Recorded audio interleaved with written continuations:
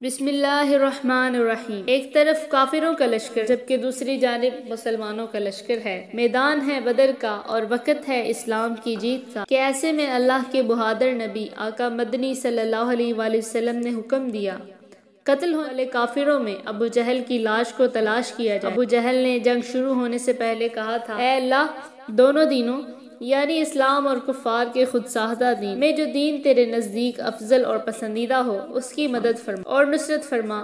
حضرت معاذ بن عمر جموح رضی اللہ عنہ جو اس جنگ کے دوران کم سن صحابہ میں شمار ہوتے تھے، کہتے ہیں کہ جنگ کے دوران میں نے دیکھا کہ ابو جہل کو اس کے بہت سے ساتھی حفاظت کے لیے گھیرے میں لیے ہوئے ہیں اور وہ کہہ رہے تھے، اے ابو الحکم، جو کہ ابو جہل کی کنیت تھی، تم تک کوئی بھی نہیں پہنچ پائے گا۔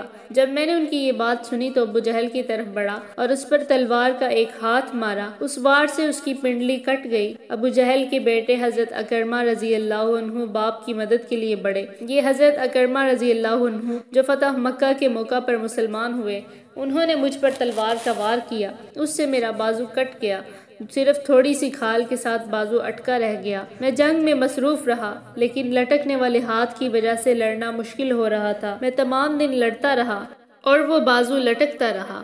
آخر جب اس کی وجہ سے رکاوٹ زیادہ ہونے لگی تو میں نے اپنا پاؤں اس پر رکھ کر جھٹکا دیا، اس سے وہ کھال بھی کٹ گئی۔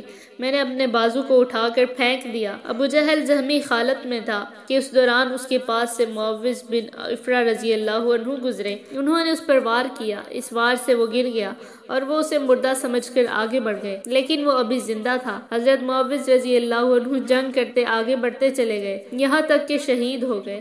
اتنے میں زخموں سے چور ابو جہل کے پاس سے حضرت عبداللہ بن مسعود رضی اللہ عنہ کا گزر ہوا۔ انہوں نے اپنا پیر اس کی گردن پر رکھ کر کہا، اے خدا کے دشمن، کیا تجھے خدا نے رسوا نہیں کر دیا؟ اس کے بعد حضرت عبداللہ بن مسعود رضی اللہ عنہ نے اس کا سر تن سے جدا کر دیا۔ پھر آقا مدنی صلی اللہ علیہ وآلہ وسلم کی خدمت میں حاضر ہوئے اور عرض کیا، اے اللہ کے رسول، میں نے ابو جہل کو قتل کیا ہے۔ آپ صلی اللہ علیہ وآلہ وسلم نے فرمایا، برتری اسی ذات باری تعالیٰ کے لیے ہے جس کے سوا کوئی معبود نہیں۔ آپ صلی اللہ علیہ وآلہ وسلم نے یہ کلمہ 3 بار فرمایا۔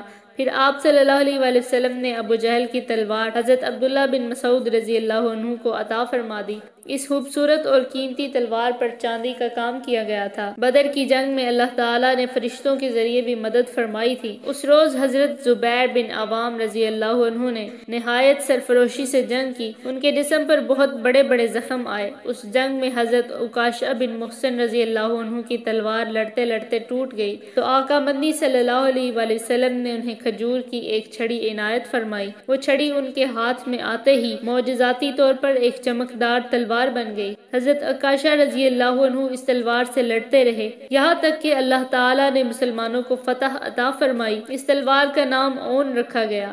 یہ تلوار تمام غزوات میں حضرت عکاشہ رضی اللہ عنہ کے پاس رہی اور اس تلوار سے وہ جنگ کیا کرتے تھے۔ ان کے انتقال کے بعد یہ تلوار ان کی اولاد کو وراثت میں ملتی رہی، ایک سے دوسرے کے پاس پہنچتی رہی۔ اسی طرح حضرت سلمہ بن اسلم رضی اللہ عنہ کی تلوار بھی ٹوٹ گئی۔ حضور اکرم صلی اللہ علیہ وآلہ وسلم نے انہیں کھجور کی جڑ عنایت فرمائی اور فرمایا، اس سے لڑو۔ انہوں نے جو ہی اس جڑ کو ہاتھ میں لیا، وہ ایک نہایت بہترین تلوار بن گئی اور اس غزوہ کے بعد ان کے پاس رہی۔ حضرت حبیب بن عبد الرحمن رضی اللہ عنہ بیان کرتے ہیں کہ ایک کافر نے میرے دادا پر تلوار کا وار کیا، اس وار میں ان کی ایک پسلی الگ ہو گئی۔ حضور اکرم صلی اللہ علیہ وآلہ وسلم نے لعاب دہن لگا کر ٹوٹی پسلی اس کی جگہ رکھ دی۔ وہ پسلی اپنی جگہ پر اس طرح جم گئی جیسے ٹوٹی ہی نہیں تھی۔ حضرت رفاع بن مالک رضی اللہ عنہ کہتے ہیں کہ ایک تیر میری آنکھ میں آ کر لگا، میری آنکھ پھوٹ گئی۔ میں اسی حالت میں آقا مدنی صلی اللہ علیہ وآلہ وسلم کی خدمت میں حاضر ہوا۔ آپ صلی اللہ علیہ وآلہ وسلم نے میری آنکھ میں اپنا لعاب دہن ڈال دیا۔ آنکھ اس وقت ٹھیک ہو گئی اور زندگی بھر اس آنکھ میں کبھی کوئی تکلیف نہیں ہوئی۔ اب آپ صلی اللہ علیہ وآلہ وسلم نے حکم فرمایا کہ مشرکوں کی لاشوں کو ان جگہوں سے اٹھا لیا جائے جہاں جہاں ان کے قتل ہونے کی نشاندہی کی گئی تھی۔ حضرت عمر رضی اللہ عنہ فرماتے ہیں کہ نبی کریم صلی اللہ علیہ وآلہ وسلم نے جنگ سے ایک دن پہلے ہی ہمیں بتا دیا تھا کہ انشاءاللہ کل یہ عتبہ بن ربیعہ کے قتل کی جگہ ہوگی، یہ شیبہ بن ربیعہ کے قتل کی جگہ ہوگی، یہ امیہ بن خلف کے قتل کی جگہ ہوگی۔ آپ صلی اللہ علیہ وآلہ وسلم نے اپنے دست مبارک سے ان جگہوں کی نشاندہی فرمائی تھی۔ اب جب لاشیں جمع کرنے کا حکم ملا اور صحابہ کرام لاشوں کی تلاش میں نکلے تو کافروں کی لاشیں بالکل انہی جگہوں پر بڑی ملیں۔ حضور اکرم صلی اللہ علیہ وآلہ وسلم نے ان تمام لاشوں کو ایک گڑھے میں ڈالنے کا حکم دیا۔ جب تمام مشرکوں کو گڑھے میں ڈال دیا گیا تو حضور نبی کریم صلی اللہ علیہ وسلم اس گڑھے کے ایک کنارے پر آ کھڑے ہوئے۔ وہ رات کا وقت تھا۔ بخاری اور مسلم کی روایت میں ہے کہ جب نبی اکرم صلی اللہ علیہ وآلہ وسلم کو کسی غزوہ میں فتح حاصل ہوتی تو آپ صلی اللہ علیہ وآلہ وسلم اسی مقام پر 3 رات قیام فرمایا کرتے تھے۔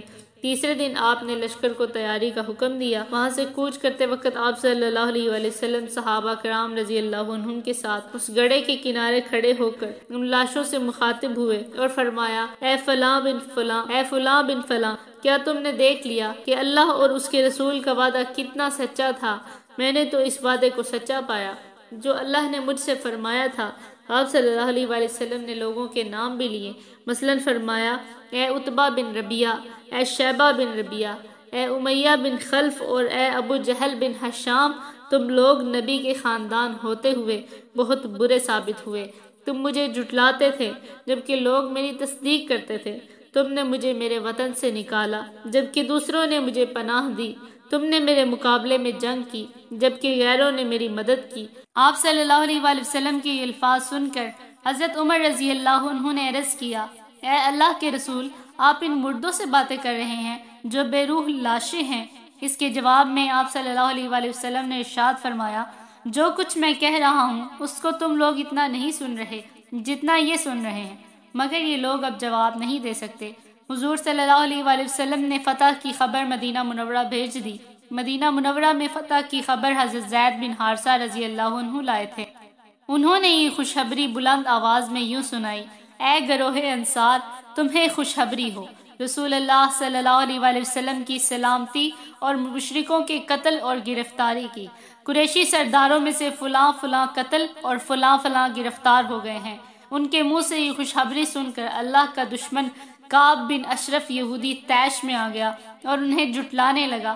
ساتھ ہی اس نے کہا، اگر محمد صلی اللہ علیہ وآلہ وسلم نے ان بڑے بڑے سورماؤں کو مار ڈالا ہے تو زمین کی پشت پر رہنے سے زمین کے اندر رہنا بہتر ہے، یعنی زندگی سے موت بہتر ہے۔ فتح کی خبر سن کر ایک منافق بولا، اصل بات یہ ہے کہ تمہارے ساتھی شکست کھا کر تتر بتر ہو گئے ہیں اور اب وہ کبھی ایک جگہ جمع نہیں ہو سکیں گے۔ محمد صلی اللہ علیہ وآلہ وسلم کی اونٹنی پر زید بن حارثہ رضی اللہ عنہ بیٹھ کر آئے ہیں۔ اگر محمد صلی اللہ علیہ وآلہ وسلم زندہ ہوتے تو اپنی اونٹنی پر خود سوار ہوتے، مگر یہ زید ایسے بدحواس ہو رہے ہیں کہ انہیں خود بھی پتہ نہیں کہ کیا کہہ رہے ہیں۔ اس پر حضرت اسامہ رضی اللہ عنہ نے اس سے کہا، او اللہ کے دشمن، محمد صلی اللہ علیہ وآلہ وسلم کو آ لینے دے، پھر تجھے معلوم ہو جائے گا کسے فتح ہوئی ہے اور کسے شکست ہوئی ہے۔ پھر نبی کریم صلی اللہ علیہ وآلہ وسلم مدینہ منورہ کی طرف روانہ ہوئے۔ راستے میں صفرا کی گھاٹی پر پہنچے تو اس جگہ آپ صلی اللہ علیہ وآلہ وسلم نے مال غنیمت تقسیم فرمایا۔ اس مال میں 150 اونٹ اور 10 گھوڑے تھے۔ اس کے علاوہ ہر قسم کا سامان، ہتھیار، کپڑے اور بے شمار کھالیں، اون وغیرہ بھی اس مال غنیمت میں شامل تھا۔ یہ چیزیں مشرک تجارت کے لیے ساتھ لائے تھے۔ اس موقع پر آپ صلی اللہ علیہ وآلہ وسلم نے اعلان فرمایا، جس شخص نے کسی مشرک کو قتل کیا اس مشرک کا سامان اسی کو ملے گا، اور جس نے کسی مشرک کو گرفتار کیا وہ اسی کا قیدی ہوگا۔ آپ صلی اللہ علیہ وآلہ وسلم نے اس مال میں سے ان لوگوں کے بھی حصے نکالے جو غزوہ بدر میں حاضر نہیں ہو سکے تھے۔ یہ وہ لوگ تھے جنہیں خود آپ صلی اللہ علیہ وآلہ وسلم نے کسی وجہ سے جنگ میں حصہ لینے سے منع کر دیا تھا، جیسا کہ حضرت عثمان رضی اللہ عنہ کو جنگ میں حصہ لینے سے روک دیا گیا کیونکہ حضرت رقیہ رضی اللہ عنہ بہت بیمار تھیں اور خود حضرت عثمان رضی اللہ عنہ کو بھی ان دنوں چیچک نکلی ہوئی تھی۔ اسی لیے آپ صلی اللہ علیہ وآلہ وسلم نے حضرت عثمان رضی اللہ عنہ کو اصحاب بدر میں شمار فرمایا۔ اسی طرح حضرت ابو لبابہ رضی اللہ عنہ تھے، انہیں خود آپ صلی اللہ علیہ وآلہ وسلم نے مدینہ والوں کے پاس بطور محافظ چھوڑا تھا، اور حضرت عاصم بن عدی رضی اللہ عنہ کو آپ صلی اللہ علیہ وآلہ وسلم نے قبا اور عالیہ والوں کے پاس چھوڑا تھا۔ اسی طرح آپ صلی اللہ علیہ وآلہ وسلم نے ان لوگوں کا بھی حصہ نکالا جنہیں جاسوسی کی غرض سے بھیجا گیا تھا تاکہ وہ دشمن کی خبریں لائیں، لیکن یہ لوگ اس وقت واپس لوٹے تھے جب جنگ ختم ہو چکی تھی۔ اسی مقام پر آپ صلی اللہ علیہ وآلہ وسلم نے قریش کے قیدیوں میں سے نضر بن حارث کو قتل کرنے کا حکم فرمایا۔ یہ شخص قرآن کریم اور حضور صلی اللہ علیہ وآلہ وسلم کے بارے میں بہت سخت الفاظ کہتا تھا۔ اسی طرح کچھ آگے چل کر آپ صلی اللہ علیہ وآلہ وسلم نے عقبہ بن ابی معیط کے قتل کا حکم فرمایا۔ یہ بھی بہت فتنہ پرور تھا۔ اس نے ایک بار آپ صلی اللہ علیہ وآلہ وسلم کے چہرہ انور پر تھوکنے کی کوشش بھی کی تھی، اور ایک بار حضور صلی اللہ علیہ وآلہ وسلم نماز میں سجدے کی حالت میں دیکھ کر اس نے آپ صلی اللہ علیہ وآلہ وسلم کی گردن پر اونٹ کی اوج لا کر رکھ دی تھی۔ حضور صلی اللہ علیہ وآلہ وسلم نے اس سے ارشاد فرمایا، مکہ سے باہر میں جب بھی تجھ سے ملوں گا تو اس حالت میں ملوں گا کہ تلوار سے تیرا سر قلم کر دوں گا۔ اس کے بعد آپ صلی اللہ علیہ وآلہ وسلم آگے روانہ ہوئے اور مدینہ منورہ کے قریب پہنچ گئے۔ یہاں لوگ مدینہ منورہ سے باہر نکل آئے تاکہ آپ صلی اللہ علیہ وآلہ وسلم اور مسلمانوں کا استقبال کر سکیں اور فتح کی مبارکباد دے سکیں۔ پھر آپ صلی اللہ علیہ وآلہ وسلم مدینہ منورہ میں داخل ہوئے تو شہر کی بچیوں نے دف بجا کر آپ صلی اللہ علیہ وآلہ وسلم کا استقبال کیا۔ وہ اس وقت یہ گیت گا رہی تھیں، ہمارے سامنے 14ویں کا چاند طلوع ہوا ہے، اس نعمت کے بدلے میں ہم پر ہمیشہ اللہ تعالیٰ کا شکر ادا کرنا واجب ہے۔ دوسری طرف مکہ معظمہ میں قریش کی شکست کی خبر پہنچی۔ خبر لانے والے نے پکار کر کہا، لوگو، عتبہ اور شیبہ قتل ہو گئے، ابو جہل اور امیہ بھی قتل ہو گئے، اور قریش کے سرداروں میں سے فلاں فلاں بھی قتل ہو گئے، فلاں فلاں گرفتار کر لیے گئے۔ یہ خبر وحشت ناک تھی۔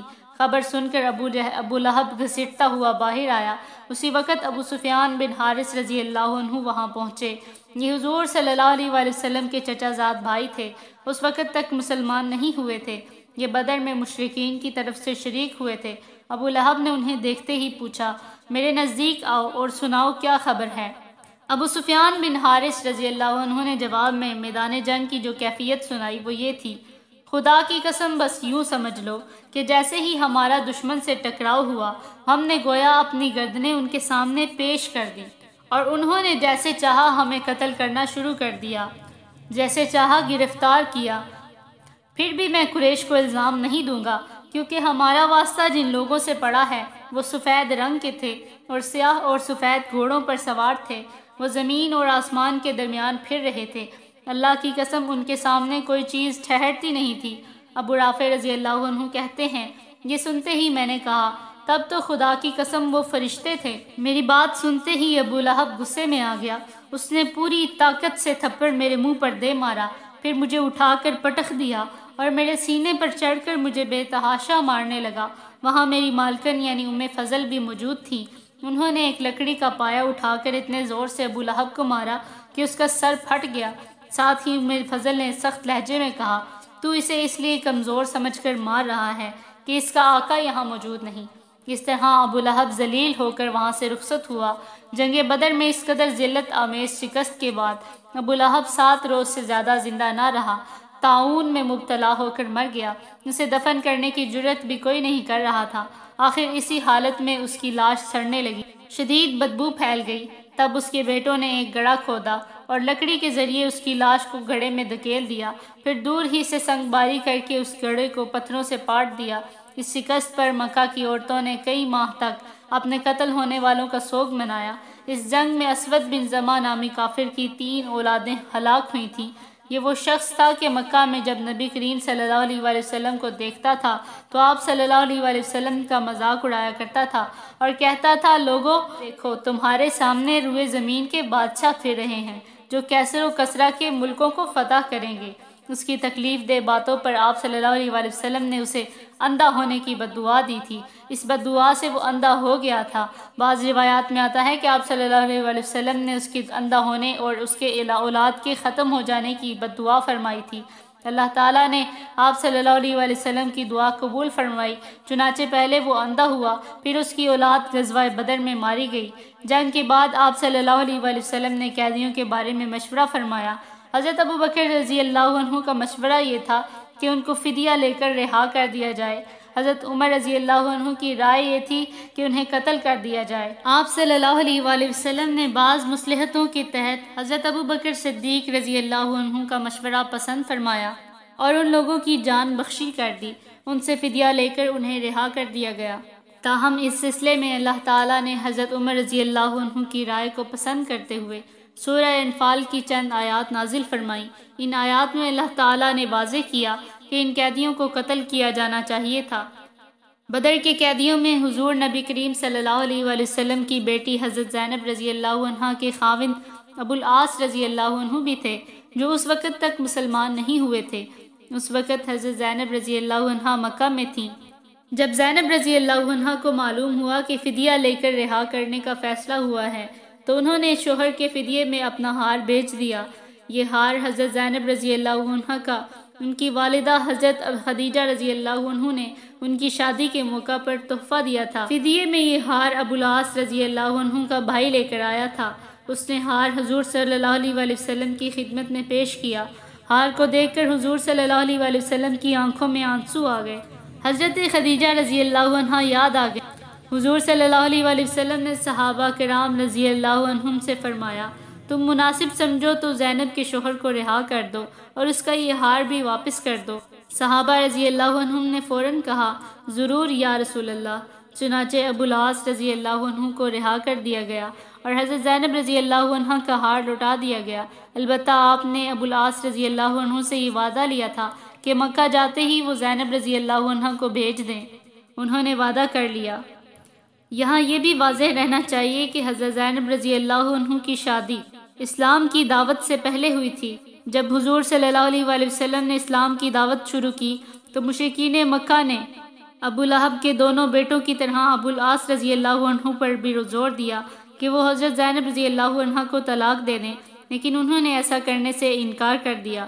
جب نبی کریم صلی اللہ علیہ وآلہ وسلم کو معلوم ہوا تھا کہ ابو العاص رضی اللہ عنہ نے مشرکوں کا مطالبہ ماننے سے انکار کر دیا ہے تو حضور صلی اللہ علیہ وآلہ وسلم نے ان کے حق میں دعا فرمائی تھی اور ابو العاص رضی اللہ عنہ غزوہ بدر کے کچھ عرصہ بعد مسلمان ہو گئے۔ حضرت زینب رضی اللہ عنہ کو لانے کے لیے مدینہ منورہ سے حضرت زید بن حارثہ رضی اللہ عنہ کو بھیجا گیا۔ ابو العاص رضی اللہ عنہ نے وعدے کے مطابق انہیں ان کے ساتھ بھیج دیا۔ اس وقت تک حجاب کا حکم نازل نہیں ہوا تھا، اس طرح وہ مدینہ آ گئیں۔ راستے میں کافروں نے رکاوٹ بننے کی کوشش کی، لیکن ابو العاص رضی اللہ عنہ کے بھائی ان کے راستے میں آ گئے اور مشرک ناکام رہے۔ قیدیوں میں حضرت خالد بن ولید رضی اللہ عنہ کے بھائی ولید بن ولید رضی اللہ عنہ بھی تھے۔ انہیں ان کے بھائی حشام اور خالد بن ولید رضی اللہ عنہ نے رہا کروایا۔ ان کا فدیہ ادا کیا گیا۔ جب وہ انہیں لے کر مکہ پہنچے تو وہاں انہوں نے اسلام قبول کر لیا۔ اس پر ان کے بھائی بہت بگڑ گئے۔ انہوں نے کہا، اگر تم نے مسلمان ہونے کا ارادہ کر لیا تھا تو وہی مدینہ میں کیوں مسلمان نہیں ہو گئے؟ بھائیوں کی بات کے جواب میں حضرت ولید بن ولید رضی اللہ عنہ بولے، میں نے سوچا اگر میں مدینہ منورہ میں مسلمان ہو گیا تو لوگ کہیں گے میں قید سے گھبرا کر مسلمان ہوا ہوں۔ اب انہوں نے مدینہ منورہ ہجرت کا ارادہ کیا تو ان کے بھائیوں نے انہیں قید کر دیا۔ آقا بندی صلی اللہ علیہ وآلہ وسلم کو یہ بات معلوم ہوئی تو ان کے لیے قنوت نازلہ میں رہائی کی دعا فرمانے لگے۔ آخر ایک دن ولید بن ولید رضی اللہ عنہ مکہ سے بھاگ نکلنے میں کامیاب ہوئے اور آپ صلی اللہ علیہ وآلہ وسلم کے پاس مدینہ منورہ پہنچ گئے۔ ایسے ہی ایک قیدی حضرت وہب بن عمیر رضی اللہ عنہ جو بعد میں مسلمان ہوئے تھے، انہوں نے بھی غزوہ بدر میں مسلمانوں سے جنگ کی اور کافروں کی شکست کے بعد قیدی بنا لیے گئے۔ وہب بن عمیر رضی اللہ عنہ کے والد کا نام عمیر رضی اللہ عنہ تھا۔ ان کے ایک دوست تھے صفوان رضی اللہ عنہ۔ ان دونوں دوستوں کا تعلق مکہ کے قریش سے تھا۔ یہ دونوں اس وقت تک اسلام نہیں لائے تھے اور مسلمانوں کے بدترین دشمن تھے۔ ایک روز یہ دونوں حجر اسود کے پاس بیٹھے تھے اور باتیں کر رہے تھے۔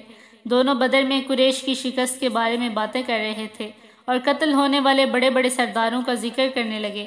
صفوان رضی اللہ عنہ نے کہا، اللہ کی قسم ان سرداروں کے قتل ہو جانے کے بعد تو زندگی کا مزہ ہی ختم ہو گیا ہے۔ یہ سن کر عمیر رضی اللہ عنہ نے کہا، تم سچ کہتے ہو، خدا کی قسم اگر مجھ پر ایک شخص کا قرض نہ ہوتا اور مجھے اپنے پیچھے بیوی بچوں کا خیال نہ ہوتا تو میں محمد صلی اللہ علیہ وآلہ وسلم کے پاس پہنچ کر انہیں قتل کر دیتا۔ معاذ اللہ، میرے پاس وہاں پہنچنے کی وجہ بھی موجود ہے۔ میرا اپنا بیٹا وہب ان کی قید میں ہے، وہ بدر کی لڑائی میں شریک تھا۔ یہ سننا تھا کہ صفوان رضی اللہ عنہ نے وعدہ کرتے ہوئے کہا، تمہارا قرض میرے ذمہ ہے، وہ میں ادا کروں گا، اور تمہارے بیوی بچوں کی دیکھ بھال بھی میرے ذمہ ہے۔ جب تک وہ زندہ رہیں گے میں ان کی کفالت کروں گا۔ عمیر رضی اللہ عنہ نے یہ سن کر حضور صلی اللہ علیہ وآلہ وسلم کے قتل کا پختہ عزم کر لیا اور کہا بس تو پھر ٹھیک ہے، یہ معاملہ میرے اور تمہارے درمیان راز رہے گا، نہ تم کسی سے اس بات کا ذکر کرو گے اور نہ میں۔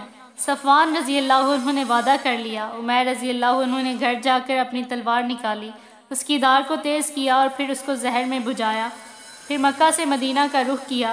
مسجد نبوی میں پہنچ کر عمیر رضی اللہ عنہ نے دیکھا کہ حضرت عمر رضی اللہ عنہ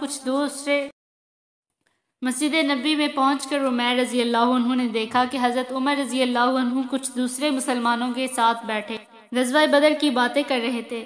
حضرت عمر رضی اللہ عنہ کی نظر ان پر پڑی تو فوراً اٹھ کھڑے ہوئے، کیونکہ انہوں نے عمیر رضی اللہ عنہ کے ہاتھ میں ننگی تلوار دیکھ لی۔ انہوں نے کہا یہ خدا کا دشمن ضرور کسی برے ارادے سے آیا ہے۔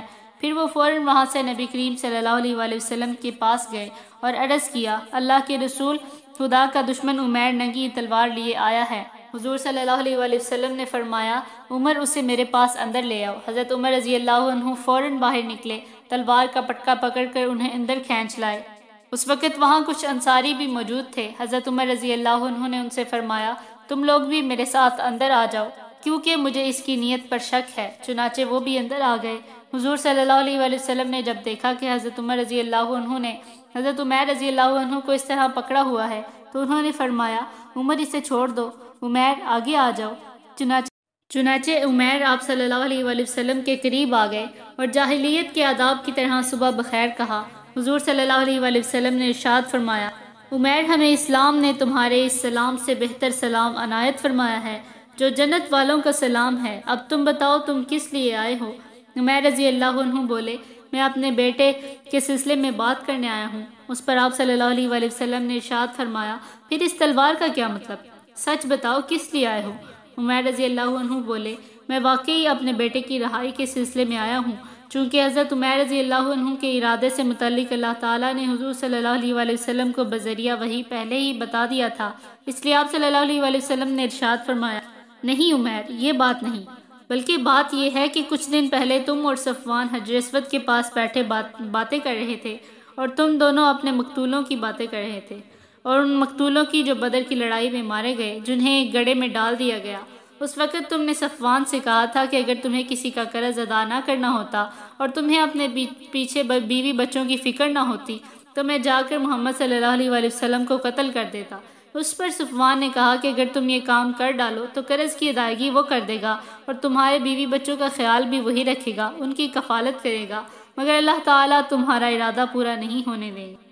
عمیر رضی اللہ عنہ یہ سن کر ہکا بکا رہ گئے، کیونکہ اس گفتگو کے بارے میں صرف انہیں پتا تھا یا صفوان کو۔ چنانچہ اب عمیر رضی اللہ عنہ فوراً بول اٹھے، میں گواہی دیتا ہوں کہ آپ اللہ کے رسول ہیں، اور اے اللہ کے رسول، آپ پر جو آسمان سے خبریں آیا کرتی ہیں اور جو وحی نازل ہوتی ہے ہم اس کو جھٹلایا کرتے تھے۔ جہاں تک اس معاملے کا تعلق ہے تو اس وقت حجر اسود کے پاس میرے اور صفوان کے علاوہ کوئی تیسرا شخص موجود نہیں تھا، اور نہ ہی ہماری گفتگو کی کسی کو خبر ہے، کیونکہ ہم نے رازداری کا عہد کیا تھا۔ اس لیے اللہ کی قسم، آپ کو اللہ تعالیٰ کے سوا اور کسی اس بات کی خبر نہیں دے سکتا۔ بس حمد و ثنا ہے اس ذات باری تعالیٰ کے لیے جس نے اسلام کی طرف میری رہنمائی کی اور ہدایت فرمائی اور مجھے اس راستے پر چلنے کی توفیق عطا فرمائی۔ اس کے بعد عمیر رضی اللہ عنہ نے کلمہ پڑھا اور مسلمان ہو گئے۔ تب حضور صلی اللہ علیہ وآلہ وسلم نے صحابہ رضی اللہ عنہم سے فرمایا، اپنے بھائی کو دین کی تعلیم دو اور انہیں قرآن پاک پڑھا دو اور ان کے قیدی کو رہا کر دو۔ صحابہ کرام رضی اللہ عنہم نے فوراً حکم کی تعمیل کی۔